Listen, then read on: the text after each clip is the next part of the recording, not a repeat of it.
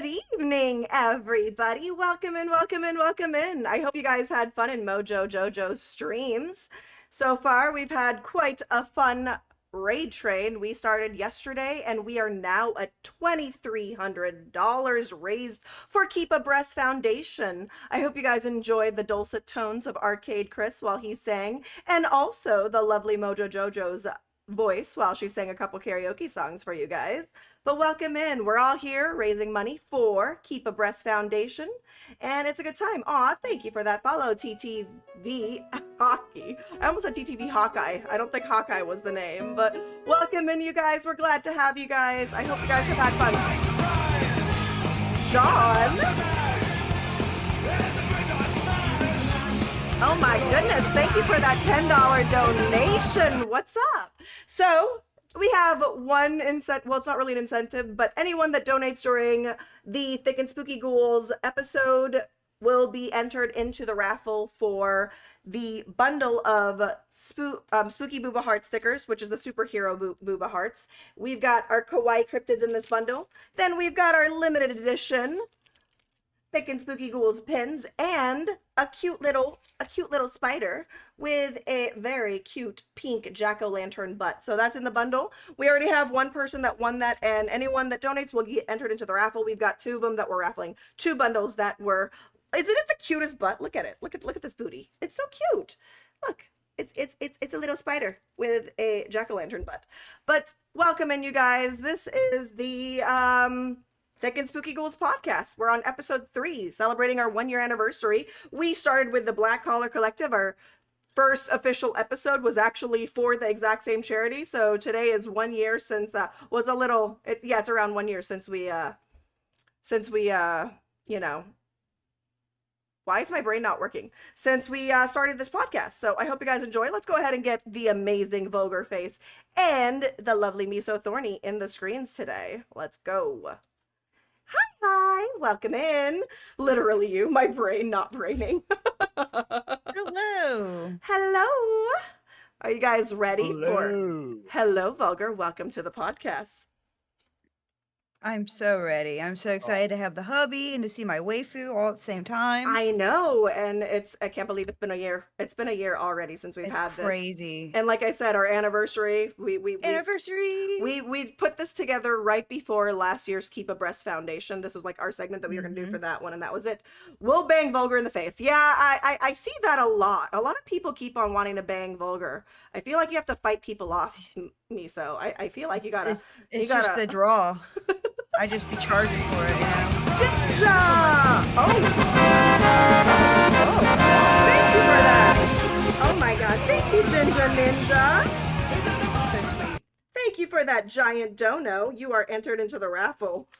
He'll probably just give it away. Oh, yes. And everybody, please let us know how the audio is. Me and Vulgar are in the same room, so hopefully it won't be too clashy. I got my mute button, but let us know how we sound. Let us know if we sound clear. I'm going to let Vulgar talk for a second. I keep my finger on the trigger, ready to go on and off with it to try to avoid any overlap. Yeah, so can you guys hear them? Please let us know. Hello, beautiful Bentley.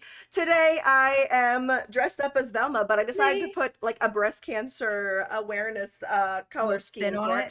So instead of orange, we went with pink for Keep Abreast Foundation. I'll show you guys the full outfit. And then we'll get into our very first topic today, which is not a usual topic that we have. See?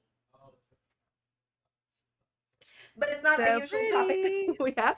Aw, thank you, Mojo. You're so sweet, Mojo. You are always beautiful. So, you know, it's great. Tony, thank you for those.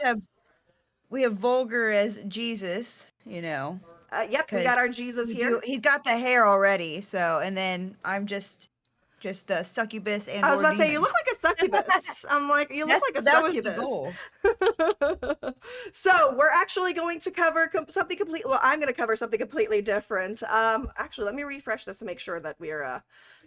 It's one of those things that I'm just like making sure everything's working properly, because last time we had this, like the thing wasn't working. I think it was during the Christmas charity that it didn't update. Okay, so holy crap, we're so close to our next goal, 2,400, and Should I just get started? Are we ready? Are we ready? I'm nervous, but we'll get this Oh, done. I'm so ready. Did you So, want to show anything beforehand, or because I'm be showing as we transfer over?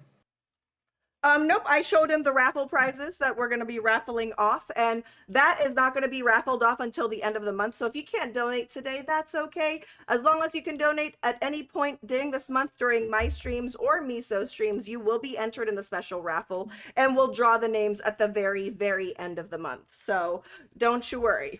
And if you can't afford to donate, that's okay. We appreciate your time. Let your friends know that we are here, and let's get into it.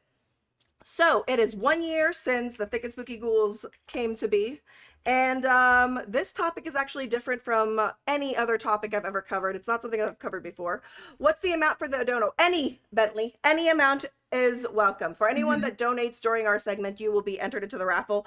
But if you surpass a specific number, it's an auto win. We've got one more that's like an auto win for that one. So Jonathan has managed to surpass that threshold, so I figured that would be good. So we have 2 that we're going to be raffling off to any amount. And thank you for that follow, Dr. Pie. Dr. Pie, I like that name. It's a great name, Dr. Pie. Remember pie? Like we got pied last time. We got both. We did 2 pies last time.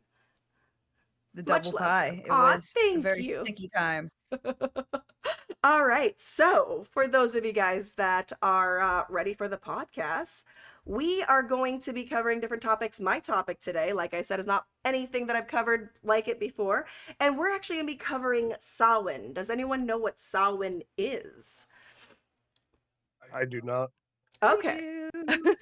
So for those of you guys that enjoy the Halloween festivities and all that jazz, Samhain is actually where it all began. So if you celebrate Halloween and you have several Halloween traditions, Samhain is not, no, it is not. Samhain. Yeah, it's Samhain. It's spelled Samhain, so I'm apologizing in advance. If I phonetically say Samhain, it's because I'm reading my notes and it's spelt that way, but it is pronounced Samhain. And there's a couple more that I'm going to be struggling.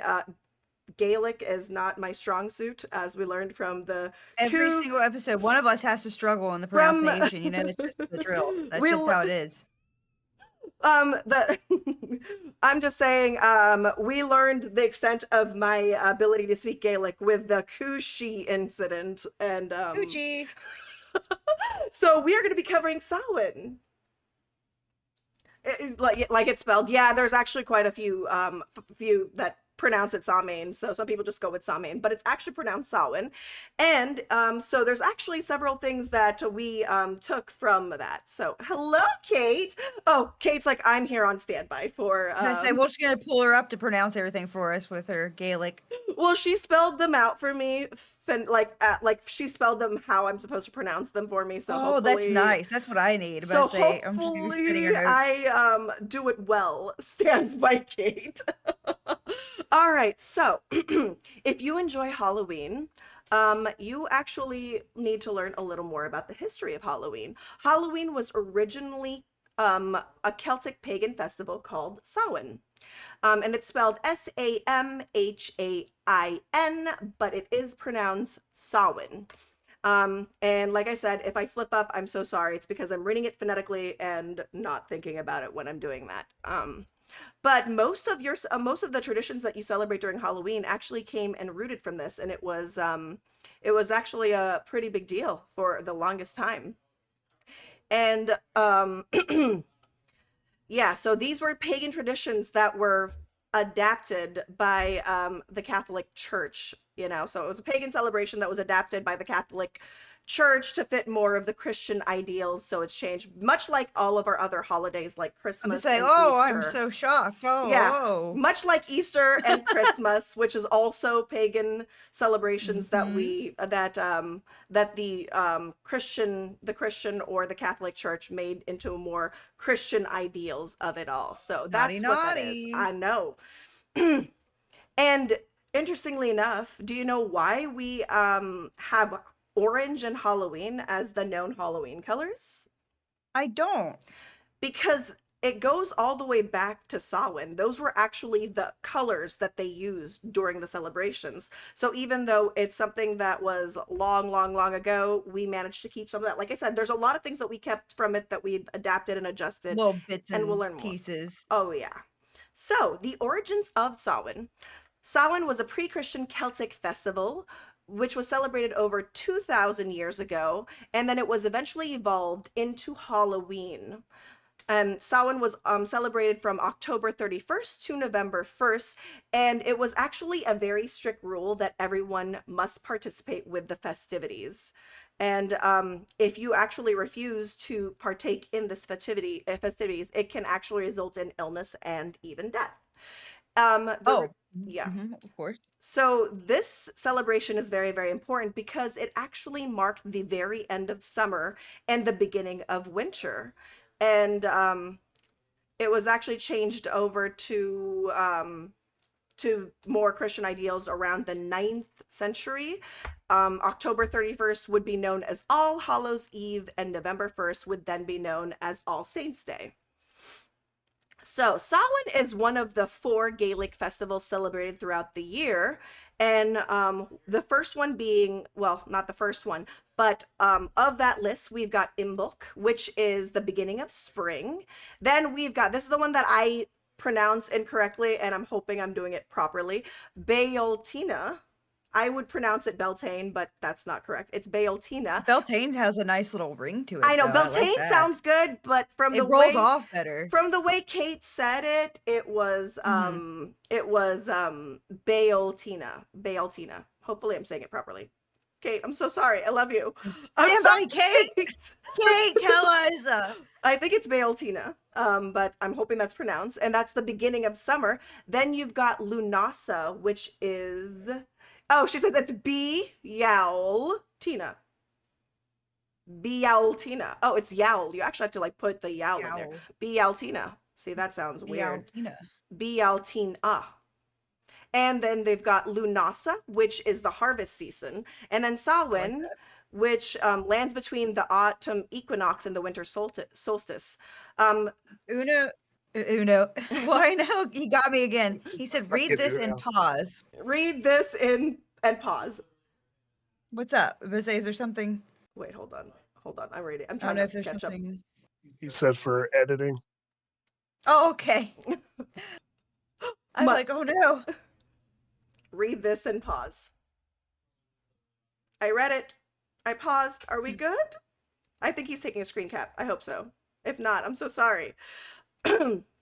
Sorry. So the Celtic year was actually divided into 2 parts. One is called Calan Gaeaf, which marked the dark season, and the Calan Hav, which marks the light season. So Oh, that's why. Thank you so much, Wino. You're amazing. thank you, Wino. Uno. We got Wino in here. Sorry, I'm keeping track of this. I'm gonna try and keep track of it during your segment as well. That's W. Okay, but I was literally gonna say if I can if you need me to as well. Yeah. So okay, so sorry, I lost my notes. All right, Samhain. Samhain began like I said, Samhain began on October 31st, going into November 1st. And basically, the Celtics celebrated Samhain as the mark of the beginning of the year, which was the dark part of the year. So the light part of the year began on May 1st, which is when they celebrated Bealtaine. Bealtaine. I like that we're all just... We're not getting this right, are we? I'm as pasty as they come, baby. Like a tin can, she says. And you would think that it would make us say it better, but you know. No, it just feels strange. Tin na. So Bealtaine na. Oh, there's a space between it. Bealtaine na. Well, you know what? We're gonna go with that. I totally got it, you guys. I say people listening Tina. are just gonna be like, oh, oh, yeah, oh. All right. So Some so sorry. Samhain started on November 1st, and that celebrated the marking of the beginning of the year, and that was the beginning of the dark part of the year. And then the light part of the year began on May 1st, which was celebrated as Bealtaine, and actually the way the Celtic Gaelic calendar worked, the year actually began on November 1st, so they celebrated New Year on November 1st. And so that's actually like their January is November 1st, basically. So that's how it started. And the reason Samhain was very important is because, oh, hold on. I skipped my notes. My bad, you guys. I jumped ahead. Okay, so the reason Samhain was celebrated is because the Celtic and the Druids believe that the boundary between the world of the living and the world of the dead were actually blurred in the very beginning of the year. So on October 31st, they would celebrate Samhain, and basically they believe that during this time the ghosts were allowed to roam the earth, and the dead were believed to cause some trouble and even damage to some crops. The Celtics and I guess I should just call them Celts, right? Is that correct? Celts believe that due to the world of the dead and living being blurred, it was easier for the Celtic priests and the Druids to make many predictions for the future to come for that year. So a lot of prophecies were actually there was actually a lot of prophecies being told during the celebration of Samhain. Which would make sense if the veil is the thinnest or Yeah. blurred, you know. So they can communicate more and see where we are. See clearer. 10. Oh, Bealtaine. Did I do it? Bealtaine. Did I do it? Bealtaine. Hopefully I did. That sounds good. It's not teen, it's tin. I don't know shit, but it sounds Kate's good. gonna have a fucking stroke by the end of this. She is. I warned her in the message. Oh, I got it. Yay. Hello, Jex. Welcome in. Okay, I think I got it, you guys. I got it. But I'm never going to... That's the last time I'm going to mention that because it's no longer in my notes. So I'm glad I got it on the last Get it out of your system. try. Get it out of your system. Bealtaine. Okay. Did I do it right? Hopefully I did. It felt like I did it right. So... so they were able to predict what their future was going to be like.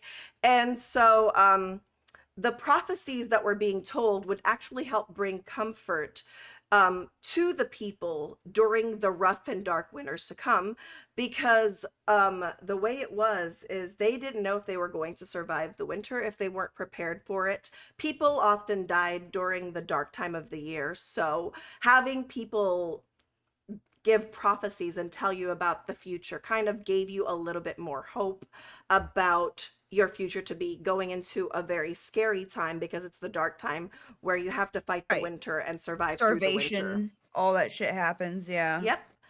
And I can't imagine how scary it must have been back then, because you're like, nothing was guaranteed. they didn't got no heaters. So No grocery stores, nothing. nope, you grew what you ate. So to commemorate Samhain and all these prophecies, the people would create giant sacred bonfires where people would gather and they would burn their crops, and even some animal sacrifices were given there to give to the Celtic deities, specifically the sun god, trying to give offerings to the sun god so the sun god will return for the next year, or for after makes the sense. winter. So they offered sacrifices for that. And the bonfire was also kind of like a beacon for the spirits, so the spirits knew where to go instead of the spirits wandering about and going to people's homes and stuff like that. The bonfire was like a beacon so that they would go towards the bonfire and basically do their shit, like, you know, do what they need to do by the bonfire. They also celebrated this thing called a dumb dinner. It's called a dumb dinner, and it's Love it. basically where they make a place They set the table for an extra person, which is their guest. They'll put food there, but they're not allowed to actually look at that empty seat while they ate their dinner together, because it was considered really bad luck to actually look at the seat. And the seat was supposed to be occupied by their ancestors' spirits visiting them and spending time with them and having dinner with them. So after Oh, that's dinner's kind of done, sweet. they'll pick up the food and I believe they will toss it out of the fire. So they would do the dumb dinner as well as a part of the Samhain celebrations. And that's also to basically pay respects and honor their family, very much like Dia de los Muertos. I really like that. I really like that they, leave a spot open, even if it's not like a literal physical being. Like that's just a sweet thing It's to do in general. Even if you don't believe in that, you know what I mean? Like it's just a nice. It's kind of like leaving a spot at like a special occasion, like a wedding or whatever else. You know what I mean? I've seen yeah. people do that. So So they would literally leave an open seat and serve an empty, like they'll serve like an empty seat food. So part of their food will get given to this for the dumb dinner, and it's to also like get blessings from their ancestors. But they were not allowed to look there. Like for me, I would be cursed. I would be cursed because I would not be able to help it. oh yeah, that's the only part where I'd be like fucked, because I'm definitely gonna be like, because I want to know, I want to see if they join me or not, and be like, you like it? Do you like what I made? Like I need their opinion on the food and the gifts. No, no, no, no. You can't do that. No, no. You also can't steal their food. If you want Just more staring. potatoes, if you want more potatoes, you can't take their potatoes. How many kids do you think snuck over and tried to steal extra food and they were just immediately cursed by their ancestors? Like, you I little shit! I feel like I think that this tradition was like so important that I feel like it was probably ingrained in the children, that I think the Not to children touch it, knew better. yeah. I think Don't so. do that. But children will be children and they will do stuff. Yep. So, here's a couple things that we do during our Halloween festivities that are actually rooted way back during Samhain. And so, why do we wear costumes during Halloween? So during the Samhain celebrations, the people would wear scary costumes to blend in with the ghosts and spirits and monsters to avoid being terrorized and harassed by them. The costumes were meant to confuse the spirits, and and you are actually meant to you wear that costume the entire celebration. Like you had to wear it the entire celebration, because if you took it off, the spirits will spot you, and so it was a very important thing that you would cover yourself, especially your children, because not all the spirits that come and visit us in this plane had goodwill towards people. Right. Some of them were not good spirits, some of them were bad spirits. But with the costumes being worn, it was also very common for angsty teenagers to do some pranks by taking advantage of guising, and they would prank other people. So that's what it is. Eat sushi from 7-Eleven is a sexy nurse. Who's a sexy nurse? I want to know. Porcher said he'd confuse the spirits by dressing as a sexy nurse, and Oh. I said I'd like to see that actually. I would approve of this. I would love to see that. Yes. I Yes. also like, there's such like a lot of the pagan traditions that Christianity and things took, like the costumes, and for like Christmas, like the tree and stuff like that. There's so many, like I love like the little things. I think that's such a fun thing to do, though I don't know in the time that they were doing it originally if it was considered fun for them or if they were like terrified. But either way, what a fun little tradition we have now. I love it. Yeah. Thanks, So guys. that's one of the things that we took from Samhain. Well, we did not take it from them, but we do partake in Halloween, even though a lot of people nowadays are actually trying to go back to the more pagan roots and are trying to go and understand the pagan holidays and are actually practicing it. So it's actually coming back. The pagan traditions have been coming back, but it's becoming more and more common for people to practice the more pagan roots of these holidays. Yeah, I actually have a decent group of friends from where we grew up that celebrate Samhain and like the other pagan like root holidays, like Oh, yeah. in their as much as in the natural form as they can. All right, so why do we practice trick or treating? That's another one. So, the history of trick or treating goes back all the way in 16th century Scotland and Ireland, and it was called guising or mumming. People would dress in costumes and go door to door, performing songs or dances to be rewarded. It was very important back then because when winter came, people only had what they had gathered, grown, and such. So, it was one of those things that they would go and perform for things that they would need for their home to help them survive through the winter. So one of the traditions is they would perform for you so that they can get something to add to their stock while they're going to be hiding away and trying to survive the winter. What a fucking hustle. Oh Right. yeah. I love instead of just everyone helping each other, like, no, you better go and give me a fucking show for Well, this, okay? This ain't free. I'm People- starving. People, there's some people that also like would share their foods. If they had a lot of something, they would go to the bonfire and actually share the excess of their stuff to other people. Right. Because they want to see their people survive. They want everybody to survive. And so there was kind people, but it was like a fun little tradition that people would Right. perform for it, you know? It's kind of like when we do caroling during Christmas time. True. So, in the night, okay, so this practice actually continued, and in the 19th century, the practice continued in Scotland and Ireland, but people would either recite verses for food or sometimes give warnings of misfortune if they were turned away. So if they came to people's door and they were turned away, then they would that would be the trick of the treat. You know what I mean? And so before the 20th century, actually, treats weren't necessarily candy, but fruits, nuts, coins, and even toys were given out. And the popularity of trick or treating kept on growing. And so in the 1950s, a lot of candy companies were inspired to actually make individually wrapped candies so that they can get into the market of trick or treating. So they actually made like they figured out a way of making like individually wrapped candies, so that would be what people would give away during the trick-or-treating traditions.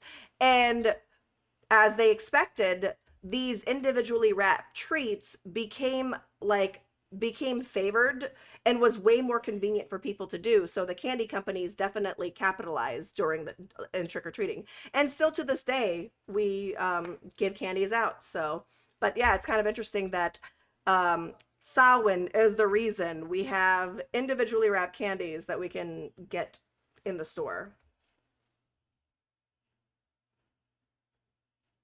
Treat or trick or treat. What's a treat? Is that like a treacle chart? What's a treat? Please, someone explain. So, So we've figured out why we wear costumes during Halloween. We figured out why we go trick-or-treating, but why do we carve jack-o'-lanterns? So, the origins of carving pumpkins and making jack-o'-lanterns actually originated in Ireland, where they would carve turnips instead of pumpkins.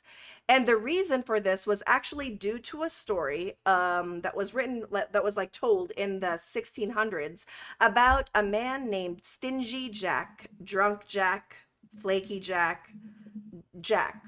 Just Stingy Jack is what they're mainly known for. And Jack was known throughout the land as a deceiver and manipulator. And the story is that Jack was known to be a manipulator and known to be cunning and equipped with a silver tongue. The devil heard the rumors of Stingy Jack and was curious to see if what people said about Jack was actually true. So he found Jack, and when he found Jack, Jack realized that the devil had come to collect his soul. So Jack decided that he was going to beg the devil to let him have a final drink before going down to hell with the devil. So the devil agreed and took him to a pub where he ordered a drink. And when the bartender asked him for payment, Jack told the devil, I don't have money to pay for this drink, and you said you would buy me this drink, so can you turn yourself into a coin so we can pay for this drink, and then you could just transform back to yourself afterwards? The devil complied and turned himself into a coin, and Jack, being who Jack is, ended up slipping the coin in his pocket where he had a crucifix. So the crucifix being in his pocket with a coin trapped the demon inside of the coin. The demon was Oh, angry God. and upset, and Jack told him that I'll only let you go free if you agree to give me an extra 10 years on this land. The devil grudgingly agreed and said, yes, I will give you 10 more years in this land, and then I will come to collect. So 10 years pass, and Jack, being Jack, was kind of an asshole. And, knowing that he had 10 more years, lived up his life and continued his terrible, terrible shenanigans until year 10 came along and the devil came back to collect. Jack said, fine, I'll go to hell with you, but I'm hungry. Can I please have something to eat before I go to hell? Oh, no. The devil was like, how would you like me? And so Jack looked at a tree behind the devil and said, oh, there's an apple on that tree. Can you climb that tree and grab an apple for me? The devil agreed and climbed the tree, but while the devil was climbing the tree, Jack surrounded the tree with a bunch of crucifixes and yet again trapped the demon. He So is easy to trick for the devil. Jesus Christ. Jesus He Christ. just keeps. He's so easy to trick. He's just like, last time you were kind of a dick, but certainly 10 years later, you're not going to trick me with them again. don't- I'll climb the tree and be off my guard. It's fine. well, I What's don't the see worst how case that dude scenario? You in- could get a crucifix. the devil I don't see did how that dude in want him. Georgia had an issue with him. The devil did want him because he was known to be very cunning. He was known to be a manipulator. He was known to be a terrible person, but also like very, very tricky. And he was known to have a silver tongue. And the devil, being the devil, having an ego, was like, I would like that in my collection because he is, So the devil was, willing to comply. So Jack made a deal with the devil saying, I will only let you free if you agree that you will never take me to hell. So the devil agreed and said, fine, whenever you die, you will not be going to hell. I will not let you go into hell. So Jack and the devil made an agreement, and the devil was set free. So many, many years pass, and Jack died. And when Jack died, he approached, oh my God, sorry. Sassy boys. Do. The devil is not very smart. While she's muted for the sassy babies, he be just tripping. Like, why does he keep falling for this goober's little tricks? Little goober tricks. He's like, last time. Oh my God, hold on. Sorry. Jesus is doing his famous tricks again. Jesus, come back. Stop disappearing. All right. So when Jack died, he decided that, all right, well, I can't go to hell. So he decided to approach the pearly gates and was actually turned down and said, you are not welcome here because you didn't live a very good life. He was a terrible person and he was not welcome in heaven. So they sent him back down to earth. So Jack, being sent back to earth, decided to go up to the devil. And the devil told him, we made a deal. I can't allow you back in hell. So the devil gave him a carved out turnip and gave him an ember from hell so that Jack would have a light to guide him as he roamed between the plains of heaven and earth. So, miso. Wino says miso. Devil be dumb as fuck. Yes. He do be. Well, it's funny that you bring up Sneaky Jack because I was thinking, I literally, when I was looking for things to research, I came across that and I was like, that's pretty cool. The origins of Jack Lantern, but ended up going with the topic I picked.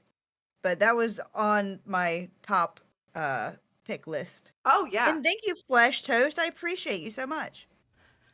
So So the devil gave him a carved turnip, and an ember from hell to light his way as he roamed between the plane of heaven and hell, because he wasn't allowed in heaven, and the devil could not go back on his word. So the devil, in the end, kind of got the last laugh. He was at least nice enough to give him a light to light the way. So You with know this, what? Even with all the tricks he did, that is actually like super nice that he did that after I everything. gave him that light so you can easily see him suffer. Oh, well, true. I like see there's this like common conception that the devil is evil, but it's kind of like I don't think Hades was evil, but he was in charge of the underworld. Because he was in charge of the underworld, he was connected as someone bad because he was in Right, it was charge of just the his dead. job. So Yeah. maybe the devil isn't what the Bible said he was. I'm just saying. Maybe he was just forced to run hell, and Mm-hmm. he's technically That's right. not Maybe he's really, just doing his job. you know? So, so this store would be very popular, and people would decorate the outside of their homes with turnips, and that was to also ward off any spirits and supernatural beings from entering their homes. It eventually turned into some pumpkins, but it was started as carving turnips. Hades sad boy because they took away his girl for a year and for I half a gotta year. say, Yeah.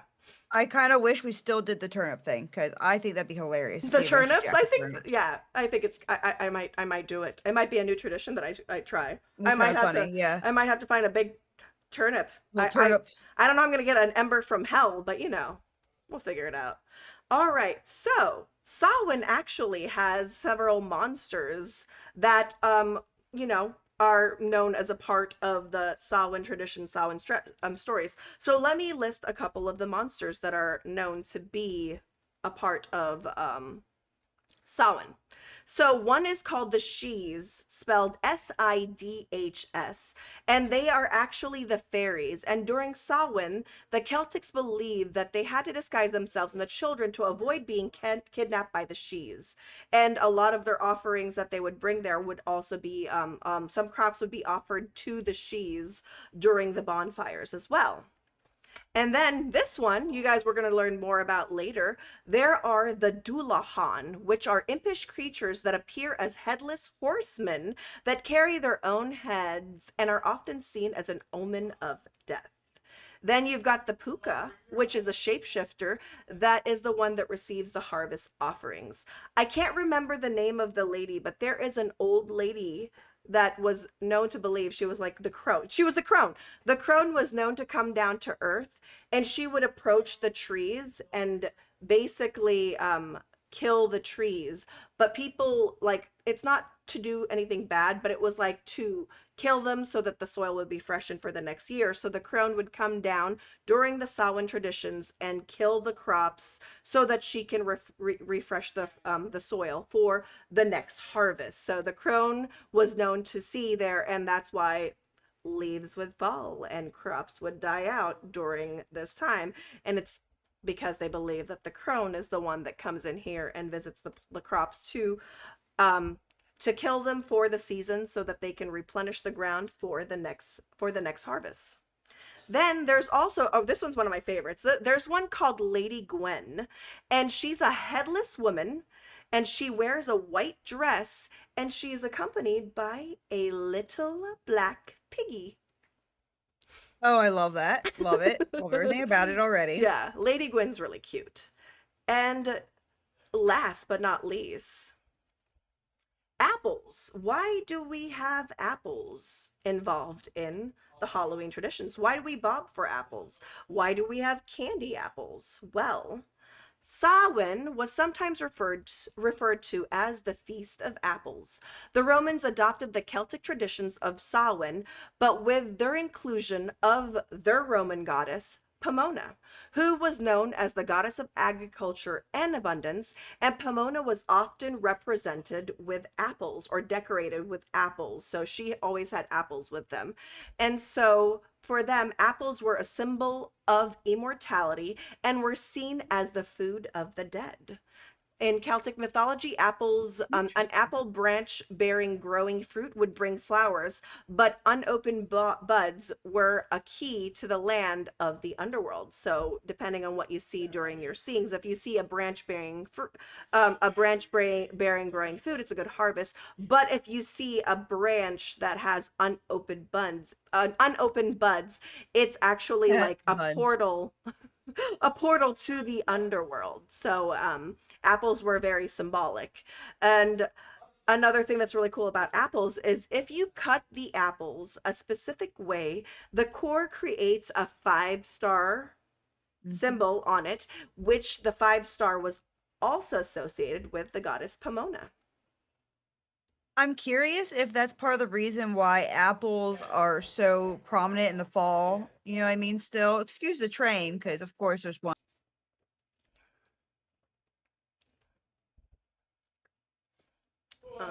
Okay, so bobbing for apples actually was a Samhain tradition, and it was a game that was rooted in love. So what would happen is the women would gather together and they would play the game and bob their heads in the water to try and catch an apple with their teeth. Basically, the apple symbolizes their male suitor. So if they are able to catch the apple and take a bite out of the apple, it means that the person that their suitor at that time was a love match or was fated for love. And so if you succeed in catching an apple, it means that you found your person. So that's a game that the women would play where they would bob for apples and try to catch the apples to see if their suitor is the one for them. And being that apples were a symbol of Pomona and also became a very important part of the Samhain traditions, candied apples became a part of the Samhain traditions. And so, yeah, they would basically take apples and cover them in honey or some kind of sweet thing, and they would serve that as a treat during the celebrations. So candied apples, that's cool. Yeah. So like caramel apples and stuff that we see now. I love that. And that's what I have for Samhain. I know it's short. Delightful. Yeah, but I thought it was No, really, that really was cool. great. It's good to know where our traditions come from because there's a lot of things that we do now. Caramel apples, fuck. I love caramel They apples. fuck so I hard. love caramel Mm. apples. They're so I have to good. cut them up because I'm scared for my teeth now, but they fuck so hard. Oh, but they're so good. It's a crime. good. It's a crime. I've never had a candied apple. I've only had caramel apples, never candy. I feel personally like candy ones aren't as good. I personally don't like candied apples because I don't like the sticky candy getting stuck on my teeth. Like especially like when I take a bite, it gets stuck like on the back of my front teeth. It drives me nuts. So for me, with the caramel apples, it's not as hard a shell, and I only eat it when it's cut, and then I just eat it from that way so that doesn't like irritate me. Yeah. But I have to slice those bitches up no matter what with the caramel apples. I've never even had a candy apple. It's like the fruit candy or the candied fruit that you see on like TikTok and shit now. It just looks like it would be painful to eat. Like it would slice the shit out of me. So that is Samhain. I hope you guys learned something new, and I hope you guys enjoyed Absolutely. knowing why we do the traditions that we do. I am very curious on eventually covering some of the spirits and monsters that were mentioned here because they're very, very interesting. Like I really want to cover Lady Gwyn at some point because she just They sounds say, amazing. She sounds absolutely well, amazing. one's going to be covered tonight. I sort of, know. in its own way. It can be partially considered healthy. It ain't a treat. Okay, That's trick. just good health. Oh, wow. Wait, is there something going on with the Pokemon community games that I'm not aware of? Anyway, so just a reminder, everybody, we are raising money for Keep a Breath Foundation. Yes. We are less than $30 away from hitting our next goal. Am I mathing right? I think I'm mathing right. I think we are less I don't know why I'm acting like I can do the math.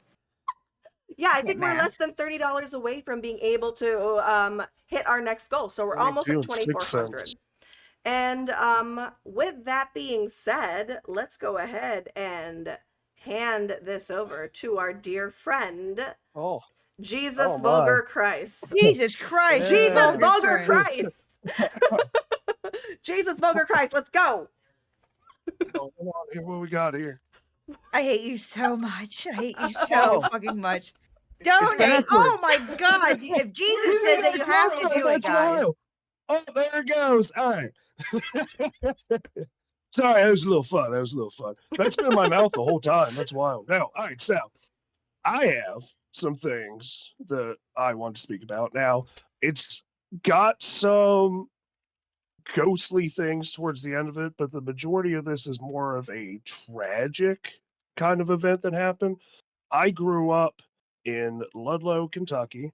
Anybody familiar with the area? It's a very northern part of Kentucky, right there on the border of Ohio. When I first Oh, we moved, got a dono. Sorry, boo boo. oh, hold on, no, oh, $10 for the amazing cord for that excellent. amazing Jesus magic trick. Thank you, I mean, Papa magic. Korsha. Yeah. Jesus powers. Powers. Next one, watch me pull a rabbit out my ass. Now, No, he donated. I don't think that's allowed on Twitch. I'm just saying. I don't think we're allowed to do that on Oh. Twitch. It would be a shitty trick, I agree. So, Even with if that Jesus does it. it'll no, anyway. So when I moved from Phoenix, I'm sure this is hard to believe, but there was not a lot of wooded areas. And one of the big things when I first moved out here was I loved playing in the woods, swinging on vines, all the good stuff. But there is a section where I grew up at that always was like uneasy. And it wasn't the first woods that I went to, it was just, once I had made a rotation of my small town, I was in a certain area and it just always didn't seem right. Well, I brought this up to my mother and she brought up that way back in the day, in like, what was it, 18, what was it? Where I had it here somewhere. Because 1913 is when everything went sideways, but it was like 1894 or something is when the construction started. But anyway, the Lagoon Amusement Park was built in this area where I used to play in the woods at that always felt, creeped out about. And she explained that there was this amazing amusement park that had found multiple tragedies through its time that it was open.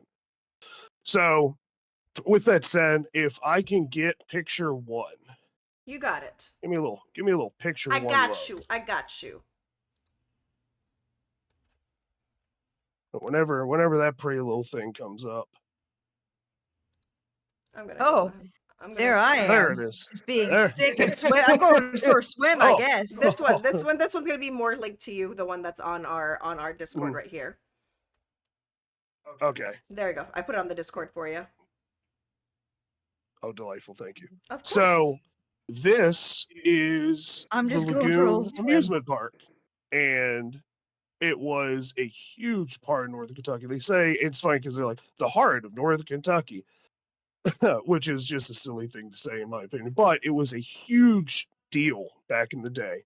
Lots of amazing things there. Just for a little bit of a reference, get me picture 2, please. You got it. So that's what it was, and this is what it is now, present day. I think this picture is a few years old.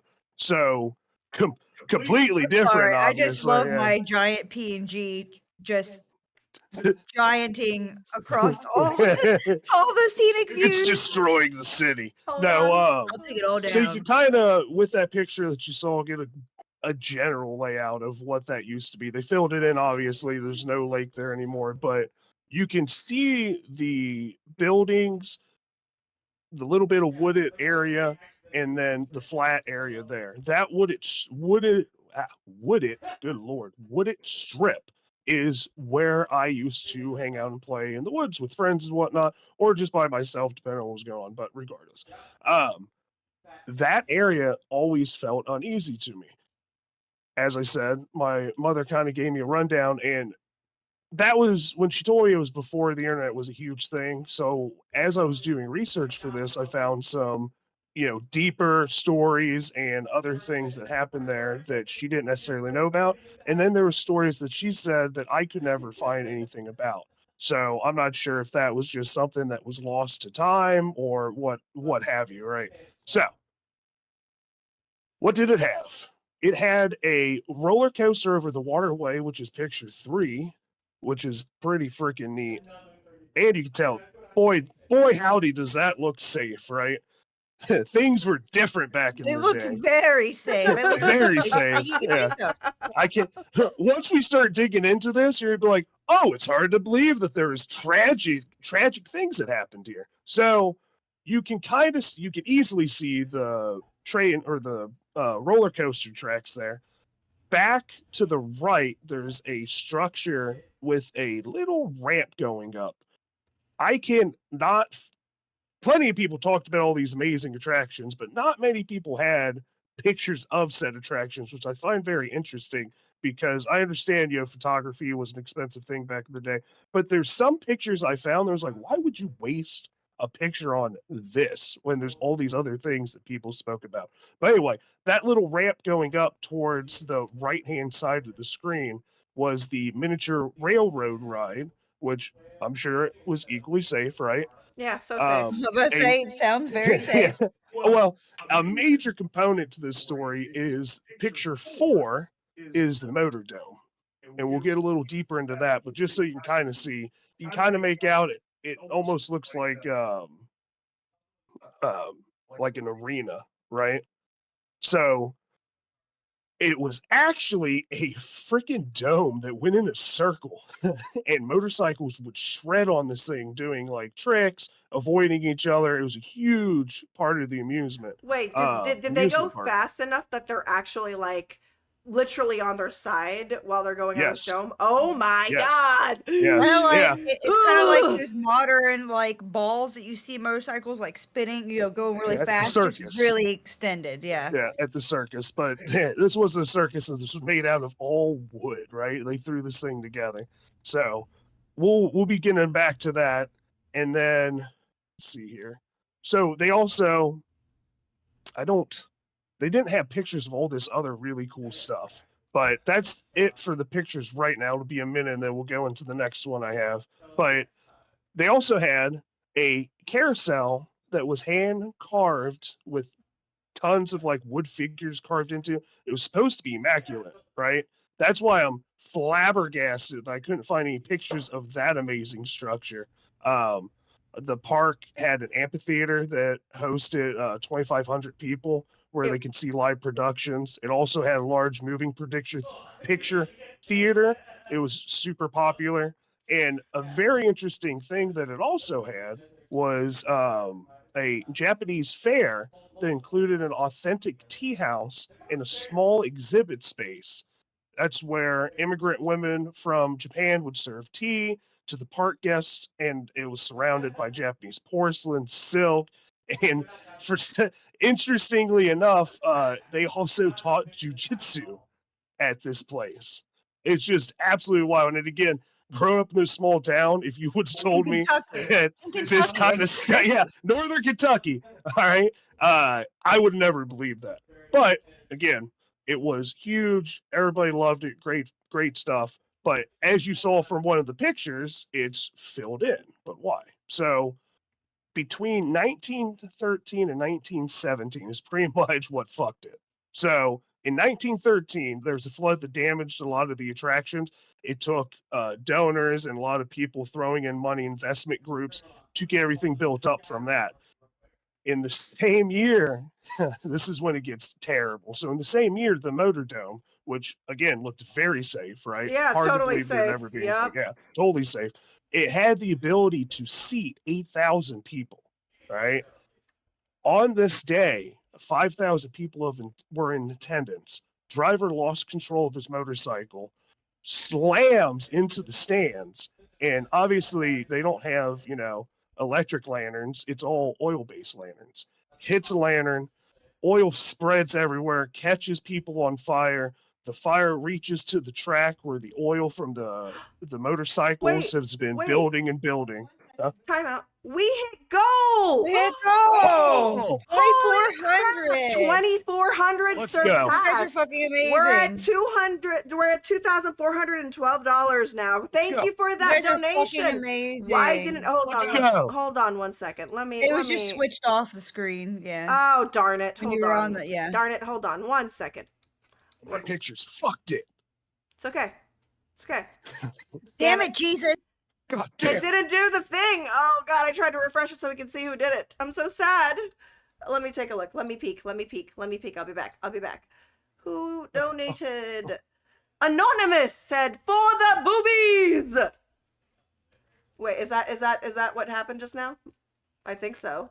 I think. I don't know. Wait, I gotta refresh this too. I could be wrong. Let me refresh. Oh, it's Kate. She donated $25. Thank you for helping us hit that goal, Kate. It's amazing as always. Kate, you are awesome.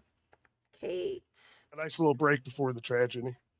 Oh. So we're gonna Yeah, celebrate this right now. great We're just thing gonna be before we happy. talk about the burning We're people. just gonna talk about this and talk about how people didn't do selfies as much. So all this pictures that we didn't get from all of those things. I don't think there's ever gonna be a time in the future where they're just like, oh, we have no pictures of this. And I'm like, no, we have pictures of everything. Oh, If that happened now, there'd be Everything. video of Yeah. people on fire. I was- So you know. I was about to say, if it happened present day, there'd be every angle you can think of and a drone caught it.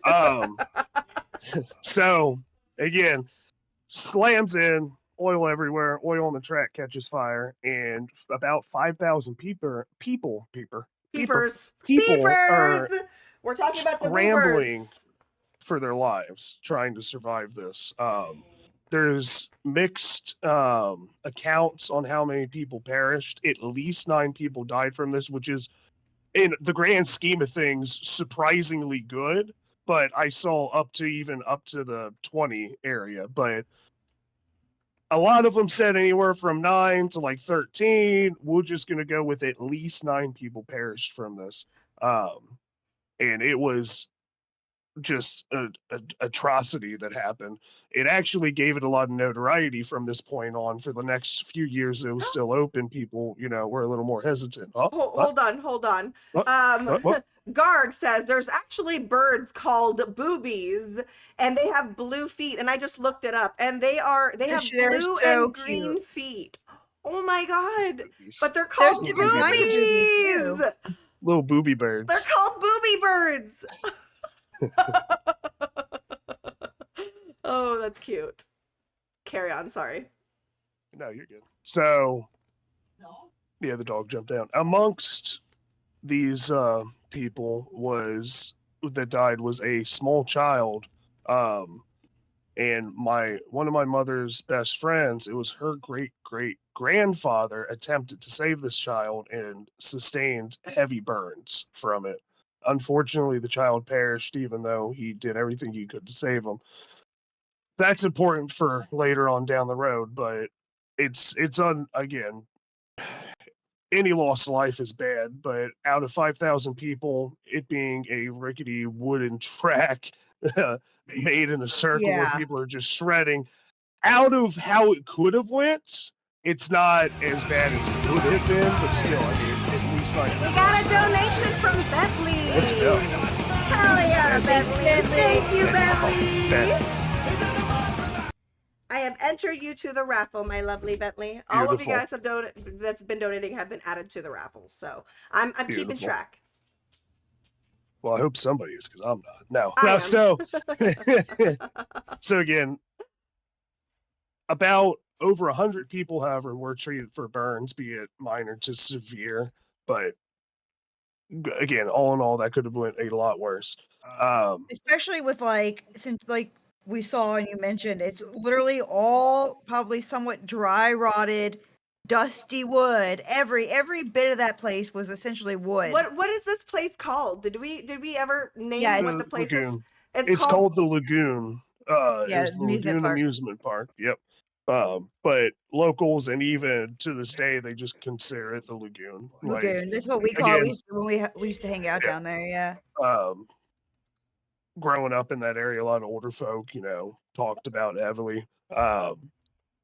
Most of the people that I spoke to obviously weren't alive during this, but their fathers or their mothers were a part of it. But yeah, so that's a huge unfortunate thing to happen, obviously. In July of 1950, and this happened in 1913, right? Again, this is a small period, 4 years, just back to back, just tomfoolery.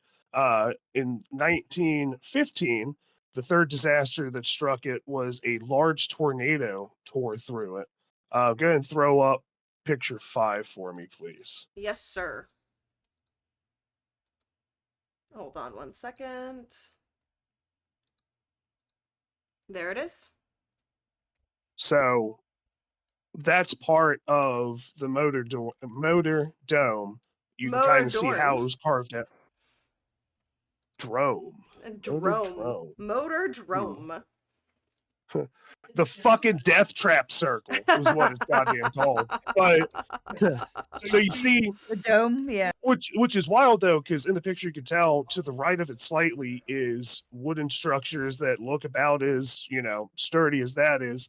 That got collapsed. Now the tornado didn't hit that spot. It was just the high winds that took that down. But it makes you wonder how well that section was made, or if something hit it or what.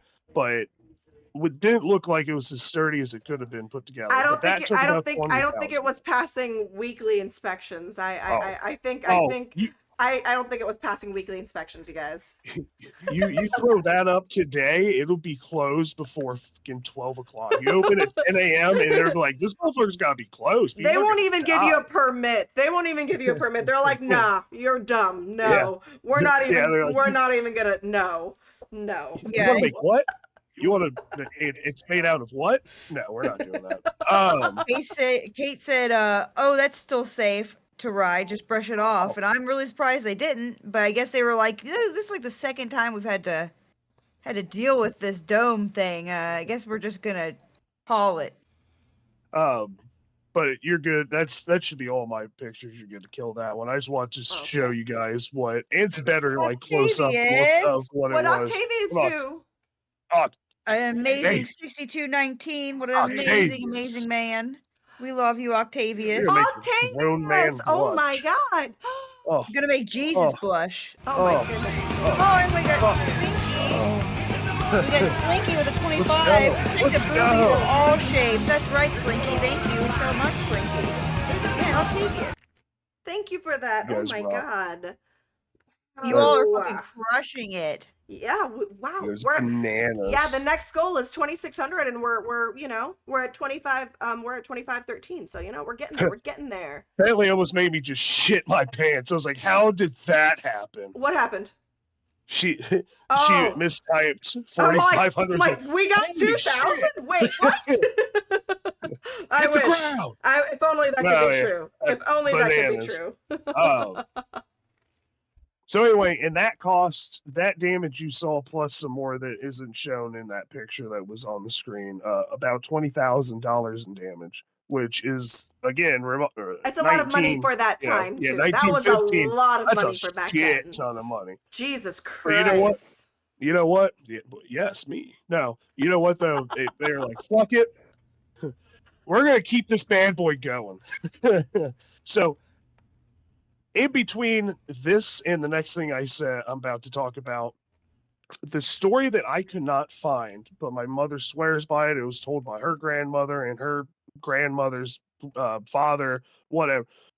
There was in the water, they used to have these small replica ships of a German ship and an American ship, and they would kind of like do circles and they would fight each other, and their fake cannons would fire off, the smoke of boom, boom, boom. There was a high diving act where a man got up there and they fired one of those cannons off too soon.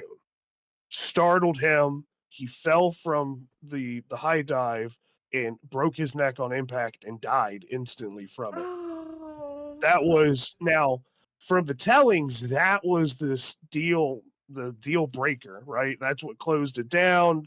They said it's too much tragedy happened and what have you. I could not find that story to be true, but I'm not saying it isn't true.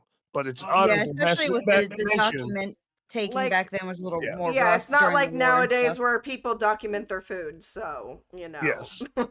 So I'm gonna say, maybe it did, maybe it didn't. But funny enough, as I dug around, even if that story is true, that's not what sealed the deal. And again, it's funny and not funny, the tragedies that happened here, but what finally killed it was World War I, right? And I believe was it 1914? I'm terrible at what years things started. So it made it at least a couple years from World War One. But what was the final nail in the coffin was during the war, their need for grain for the war efforts made it to where they halted the production of beer. And funny enough, a big seller here is a Bavarian beer that was made locally and distributed at the park.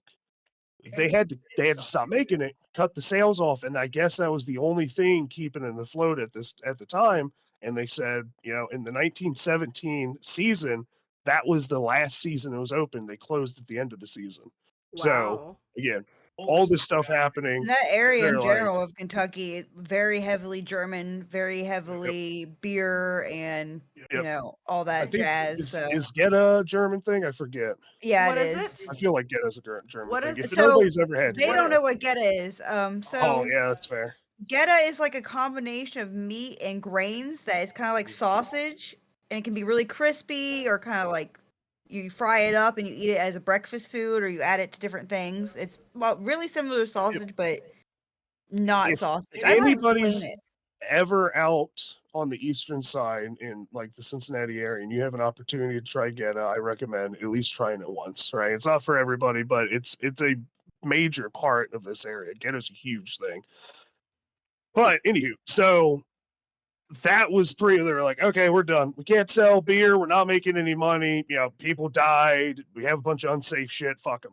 But the beer is what did it. Is So, it haunted? Oh, we'll get to that. so, Okay, we'll get to that. We'll get to that. so Sorry. there is a place where everybody would gather. The clubhouse is what it was called, and the clubhouse still stands to this day. There's been renovations done to it. I didn't know this. It was actually in my family for a little bit of time on my father's side. Ended up being transferred to somebody else because the repairs got just so costly on it. It's an old ass building. What have Bishop you. says But Geta's trash, by the way. You need to get yeah, the fuck out of well, here.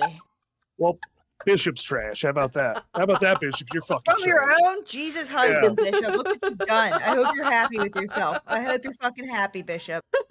You upset Jesus. I would drag you live on Twitch, but I won't. All right, because I'm the bigger Jesus. So, with that said, there were a lot of stories that surrounded the clubhouse being haunted. And again, it's all hearsay, he said, and whatnot. My mother did ghost hunting, and she attempted to do ghost hunting at the clubhouse because of the local stories about the hauntings that they, endured or whatnot. At first, the person who was in ownership of it was like, "Yeah, absolutely, you guys can do it." But I'm assuming because it's an apartment now. I think it houses 5 or 6 families. The individual that owned the place did not want bad publicity to either scare the tenants off. Now he ended up canceling towards like right up and wouldn't say why. My speculation is that because if you had, a family issue come up, there would be no reason like, yeah, family problem, can't do it, just bad timing. But just it was real weird and abrupt that this individual said, no, you guys cannot do ghost hunting here. I know a friend of my father's lived there for about 2 years. He would always complain about hearing footsteps at night. Now, again, this is multiple families, right? So it's like when he would bring it up, like, well, yeah, I'm sure you hear footsteps. There's fucking 4 other families here. Let's calm down. He's like, no, I'm telling you, dude. He's like, it was late at night, and he heard like the click, clack, click, clack of feet coming down the hall.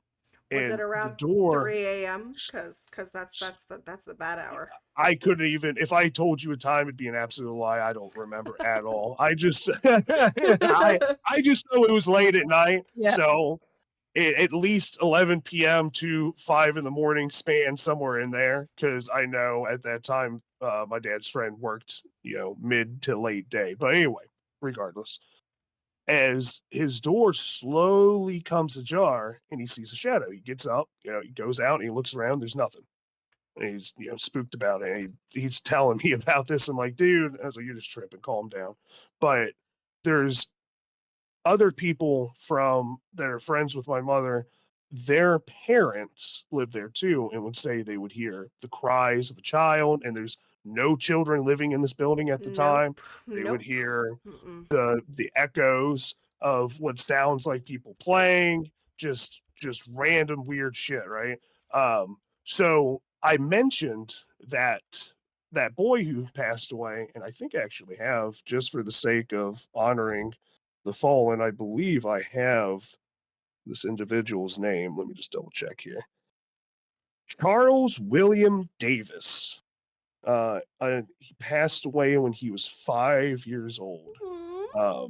This is the child that my mother's best friend's great grandfather attempted to save. How did I They how sent me pictures, but they're so grainy. I didn't even want to entertain it how because how I'm did sorry. he die?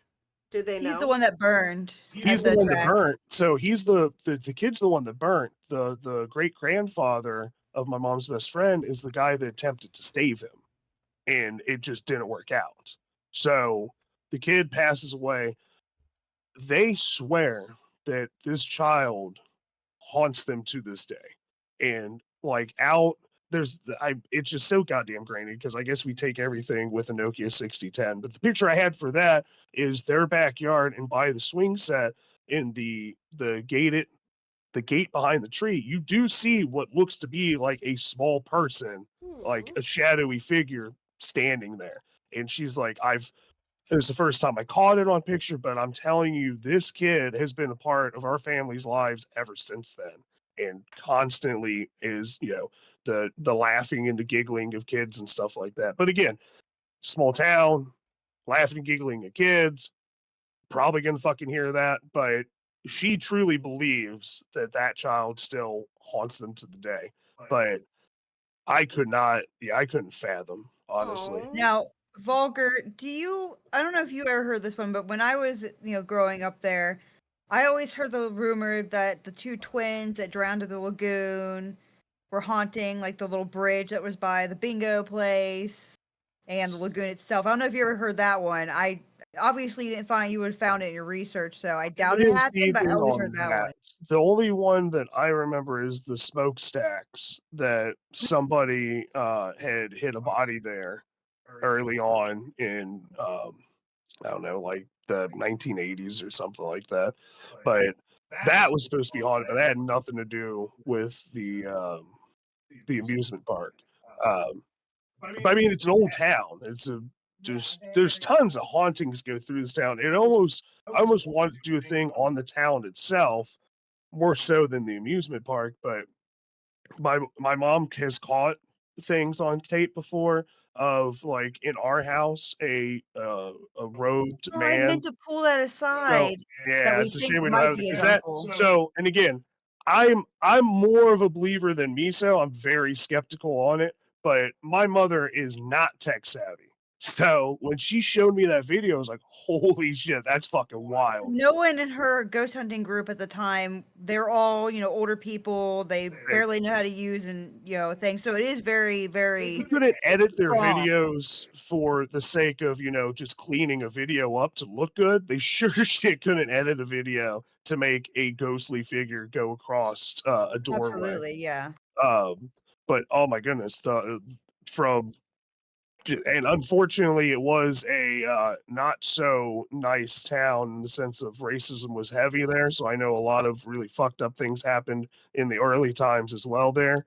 So if there was a town for haunting, this is that town because of all the not bad. I don't want to say bad things. This isn't like bad people, It's but got there is bad things that happen there, but it's also just like a very historic mm, movie town too. yeah, Especially during the time of the lagoon, it had a very yeah. famous trolley and trains.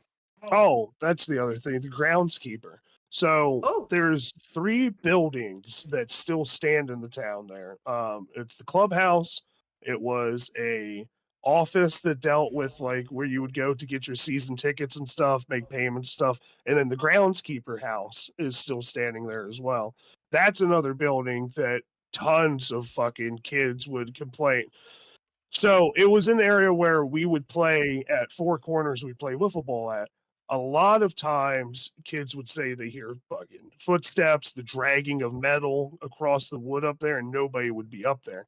I never witnessed that myself, but tons of my friends were like, dude, do not go over by the grounds. Well, they didn't know it was the keeper's house at the time, but don't go to the house on the corner down by where we play wiffle ball, because I'm telling you, dude, something's weird about that.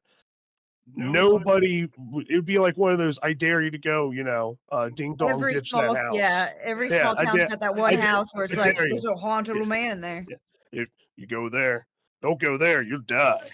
But I don't know, because there's a lot of things that I was debating on what to do this podcast on, and I want it to be something that like the wooded area that I would play in. Dude, I'm telling you. Like every time I was in those woods, like, dude, this fucking something's weird here. Your hair would stand up on the back of your neck. You swear you hear things, but you're in the woods. So at no point was like, "Ooh, there's ghosts coming after me. I'm just an animal or something like that. Maybe another kid's in the woods." But after my mother told me about all the tragic things that happened there, I was like, I'm not really going down that way anymore unless I'm with people, because that place is fucking weird. But yeah, unfortunately, I was hoping I'd have more for you, but that's about the best I could do. Oh my goodness. I think I blew I through know. mine way too fast. I did save some for the ghoulish bites because I thought I was gonna go by too fast.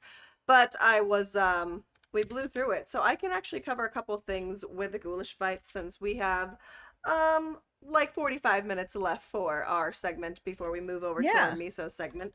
Oh, But yeah. I say, does anyone have any questions for how Jesus many over here? I know that a lot of you guys are from like Cincinnati or Ohio.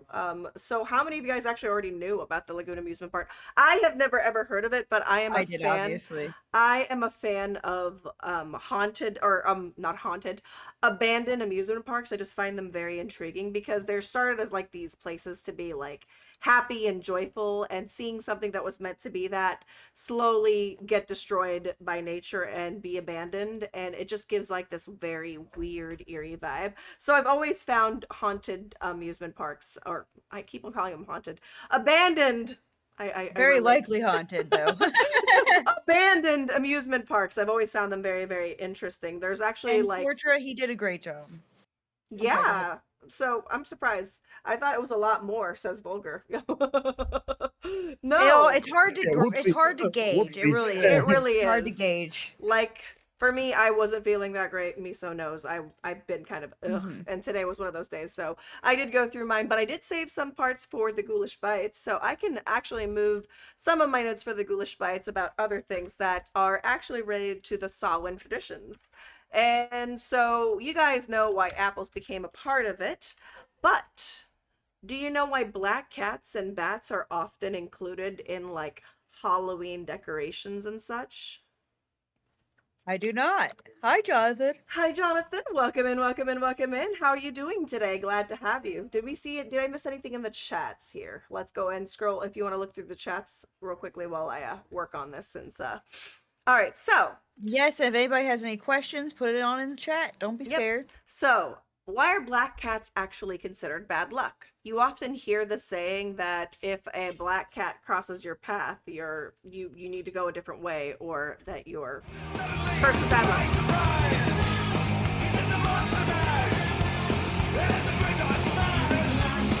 Holy shit, Jonathan! Holy shit! Oh, the shit! Oh, good I was God. taking a ripperoo to take a little edge off. Oh my God. Oh, Jesus! What? Oh my, Jonathan, God thank you for damn. that donation. Oh my Holy God. crap. You're already guaranteed generous this, but bastard.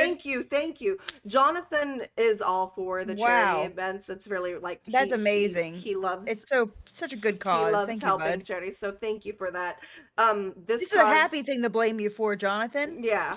Not a question, but relating to feeling uneasy in a place that had dark history, I always felt uneasy and really hot in my girlfriend's house at about 15 to 16. Turns out that the house was burned down multiple times in the past, and the teenage male had died each time. Oh, Holy shit. it was coming for you. It was coming for you. Oh my goodness, that's scary. Ooh. So, even though I want to preface this that I do not specifically the story of the Amityville Horror, and maybe one day I'll get into why I don't believe in that one so much. But that's what he just said reminds me of like that same kind of trend where that same kind of haunting or like bad thing happens to every family that like moves in. Yeah. Well, for me, I'm a believer that if bad things happen in a specific place, that place does have like bad energies that build up. And if enough bad things happen in a specific place, Mm-hmm. those energies build up. And Like that's taints it. why, yeah, it's a tainted space. And that's why they become known as haunted and weird activities happen to that. And I truly like, because of the negative energies that are left behind there or the tragedies that happen to there, I feel like it's like, I said taint. Taint. Taint. But my mom had breast cancer when I was very young and survived, and anytime I can find a way to help anyone that's trying to prevent or help, I will. Thank you, Jonathan. As you But yeah, guys, truly. yeah, as you guys know, my mom did pass away from pancreatic cancer, but before that, she passed away in 2020. But before that, she was actually a breast cancer survivor. She was diagnosed with breast cancer when I was born, and she was like in her mid 30s at the time. So she got breast cancer at a fairly young age, in my opinion. 35 seems very, very young. 35, Mm-hmm. 36 seems very, very young. And Absolutely. so she went through chemotherapy, and she was like one of the people that tested the chemotherapy pill, and one of the side effects of those pills is her hair never grew back. And yeah, like the doctor told her that she had no more symptoms but gave her a specific amount of time, like they told her like 10 years, and she managed to live until I was in my early 30s. So my mom was with me until my early 30s when the doctors told her that. And she would have kept going if pancreatic cancer didn't take her, but breast cancer is very prominent in my family. I did genetic testing, and I have like a 30% chance of getting breast cancer. And even though I'm in my mid 30s, they believe that I should have started getting mammograms. So as of now, I have to start getting mammograms annually. Even like most people, like the person that came in earlier that was talking with Britt, the one of the founders of Kiba Breast Foundation, was in Britt's stream, Yes. and she talked about how a lot of young people have been getting it, but Shanae, I most believe. people don't do mammograms until you're like in your 40s. So yeah, I have to start doing mammograms now. So it's always been very, very important in my family. Like my sister had a lump in her chest that they had to remove when she was only 25, and then my grandmother had to have both her breasts removed because she had cysts on Right. her breast, and back then they didn't have anything like that, so both of her breasts were completely cut off to avoid any kind of cancers happening. So it's very, very, very Right. prominent in my family. So this charity is the charity. Like I love doing the charities with the Black Collar Collective. I really, really do. But this one has a very, very special place in my heart because I relate to it so much.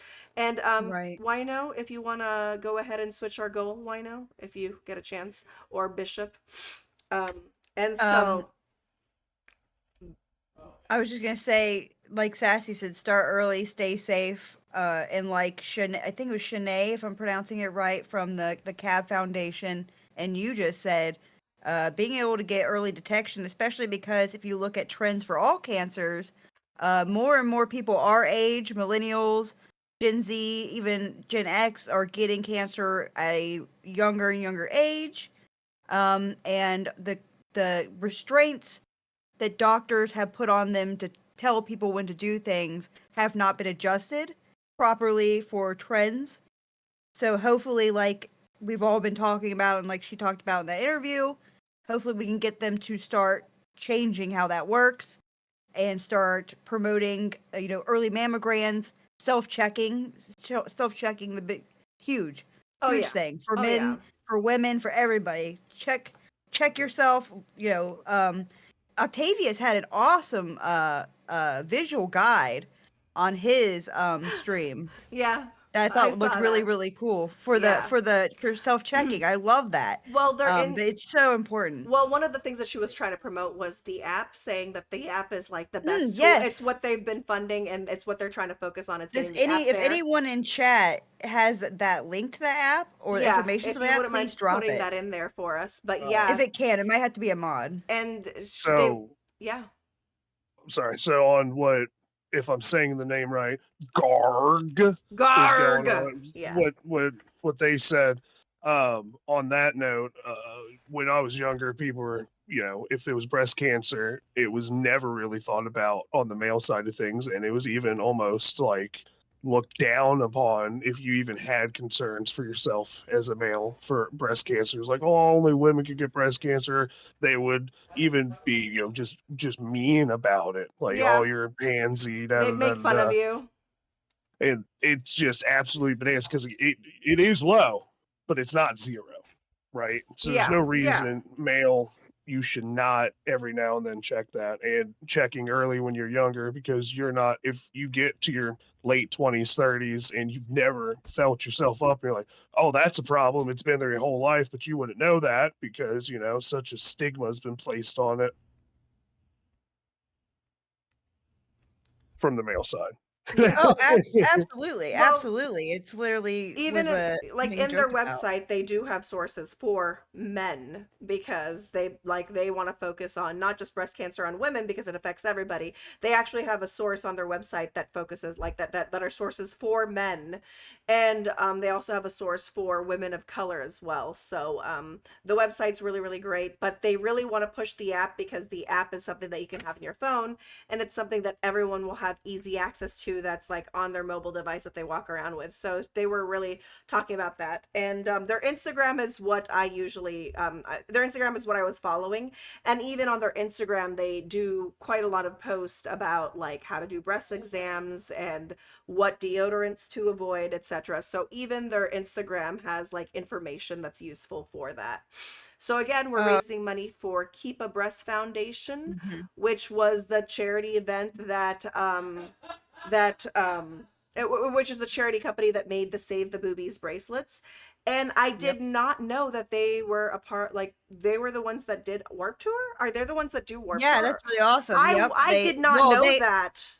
I don't think they do like host Warped Tour, but they're at Warped There, Tour. They have yeah. like they So go for me, there and they I do didn't even yeah. know that. Like I didn't even know that until I went and looked at the, like, seriously guys, check out Brit's segment. The one of the founders for Keep a Breast Foundation was there. She was really really sweet, super It was so informative, good. It was super nice. So awesome. go back and look at Britter's Bear. Can we do a shout out for Britter's Bears? I will do And it right now. yeah, if you guys want to hear what she has to say and just hear the passion she has for this organization, it's amazing. And thank you for updating the goal. I really really appreciate that. So And we're at, Garg said, oh, sorry. yeah, go Go ahead, ahead. Gar. Yeah, yeah, yeah. He said, my family still every few years, raise money for Race for Life, fundraising, or cancer in general, Cancer's horrible. which is amazing. As Bishop said Fuck yeah. earlier, fuck cancer. I will say it. But I think, like, yeah, like there's a lot of good people that we've lost because of cancer. And like my mom was gone too soon, in my honest opinion. She lived life fullest and she loved life, but man, pancreatic cancer, that's pretty bad, pretty bad. So this organization is really important to me, and I'm so glad that we've been doing it for 3 years. And if you guys notice from all the charities we do, this is the charity that I really really like push for. It's the charity that I really try and come up with raffle prizes. Like, these stickers that I have over here are designed by me, and I literally I print them love your raffle prizes. They're and so cut them cute. out. So for Hold on, anyone I that, actually have one right here that I won. you got the spider one. Yeah. Yeah, and I have all my bracelets right here. They're just on my phone stand because Yeah, I like to have them safe. last year we gave bracelets and pink and red And they're spiders super for Keep a cute. Breast Foundation. So They for weren't trapped anyone, right now. yeah, for anyone that donates during Miso streams or my streams for this entire month, you will be entered into the raffle. We've got two bundles that we are still giving away. So it's got the Super Booba Hearts, which if you guys have seen, oh here, you'll see Starfire's Booba Hearts. So it's a whole series of superhero Booba Hearts. So you've got Wonder Woman, Raven, Starfire, Jubilee Rogue. So it's booba hearts of superheroes empowering They're women, so of cute. course, women that I looked up to my entire life. Then you've got my kawaii cryptids, which you can see the derpy little Loch Ness monster. Look how cute he is. He's so derpy. He's the cutest I little love that derpy. one. So yeah, the bundle contains like all of those stickers, and there's at least 20 stickers in these bundles. The spider with the jack-o'-lantern booty, jack-o'-lantern butt. I have one of the stickers on here. Yep.